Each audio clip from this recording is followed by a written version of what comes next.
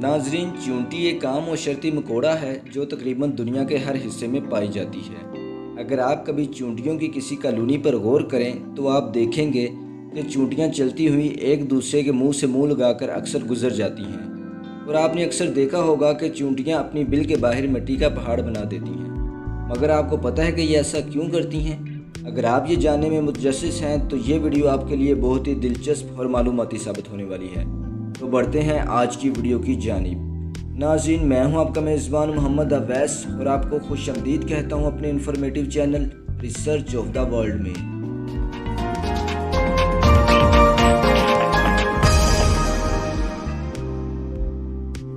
ناظرین، اللہ تعالیٰ نے اپنی تمام مخلوقات کو نہ صرف بے شمار صلاحیتیں دی ہیں بلکہ ان کو مختلف حواس سے بھی نوازا ہے، جن کے ذریعے یہ بہت سارے امور سر انجام دیتے ہیں۔ مگر چونٹی جیسا ایک معمولی مکوڑا اس قدر ذہانت کا مالک ہے کہ آپ جان کر یقیناً حیران رہ جائیں گے۔ چونٹیوں کا شمار دنیا کی مشقت کرنے والی مخلوقات میں ہوتا ہے۔ ناظرین، ریسرچ سے پتہ چلا ہے کہ چونٹیوں کی 12,000 سے زائد اقسام پائی جاتی ہیں۔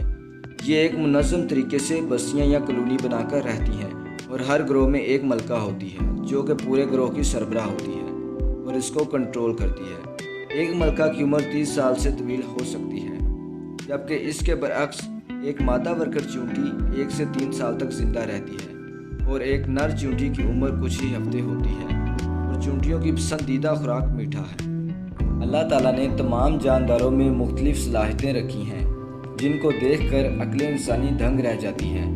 سورہ نمل کی آیت نمبر 17 اور 18 میں اللہ تعالیٰ فرماتا ہے، اور سلیمان نکلے اپنے پورے لشکر کو لے کر جس میں انسان، جن اور تمام جانور تھے، بوجھ بندی کیے ہوئے جانے لگے یہاں تک کہ وہ گزرے وادی نمل سے جو چونٹیوں کی وادی ہے۔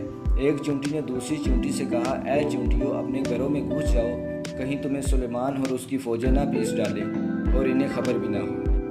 چونٹیاں حضرت سلیمان علیہ السلام سے بات کرتی تھی، اور اللہ تعالیٰ نے حضرت سلیمان علیہ السلام کو ان کی بات سننے کی صلاحیت بھی دی تھی۔ جب حضرت سلیمان نے چونٹی کی بات سنی تو مسکرا دیے اور اپنے لشکر کا رخ موڑ دیا۔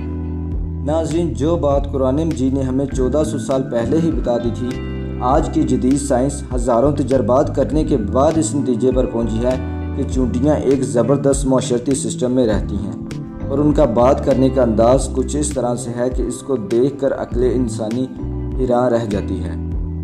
چونٹیاں بول کر بات نہیں کرتی بلکہ یہ اپنے منہ سے ایک مواد نکالتی ہیں اور سامنے والی چونٹی کے منہ پر لگا دیتی ہے۔ سامنے والی چونٹی اس بات کو ڈیکوڈ کرتی ہے اور پوری بات سمجھ جاتی ہے۔ اس لیے چونٹیاں جب چلتے ہوئے ایک دوسرے کے منہ سے منہ لگاتی ہیں تو اصل میں یہ اپنے پیغام دوسری چونٹی کو پہنچا دیتی ہیں۔ ناظرین، اسی طرح چونٹیوں میں ایک قدرتی طور پر سینسر بھی ہوتا ہے جس کو ہائیڈروفولک کہتے ہیں۔ جب ہوا میں نمی زیادہ ہو جاتی ہے تو یہ سینسر اس نمی کو محسوس کرتا ہے، اور یوں چونٹیوں کو اس بات کا پتہ چل جاتا ہے کہ بارش ہونے والی ہے۔ اسی لیے وہ بارش سے پہلے ہی اپنے گھر کے باہر چکر لگانے لگتی ہیں، اور نہ صرف اپنی خوراک کا بندوبست کرتی ہیں بلکہ اپنی بل کے باہر مٹی کا پہاڑ بھی بنا دیتی ہیں تاکہ بارش کا پانی ان کی بل میں داخل نہ ہو۔ ناظرین، آپ نے دیکھا ہوگا کہ محکمہ موسمیات والے کئی روز پہلے ہی فورکاسٹنگ کر دیتے ہیں کہ فلاں روز بارش ہوگی۔ اصل میں وہ بھی ان چونٹیوں کی طرح ہوا میں نمی کا تناسب چیک کرتے ہیں اور پھر اس سے اندازہ لگاتے ہیں۔ ناظرین، امید کرتا ہوں کہ یہ ویڈیو آپ کے لیے بہت ہی دلچسپ اور معلوماتی ثابت ہوئی ہوگی۔ ایسی مزید معلوماتی ویڈیوز دیکھنے کے لیے ہمارے channel research of the world کو کر لیجئے سبسکرائب، اور ساتھ لگے بیل آئیکن کو بھی پریس کر دیں۔ ملتے ہیں ایک نئی انفارمیٹیو ویڈیو کے ساتھ، تب تک کے لیے دیجیے اجازت۔ اللہ حافظ۔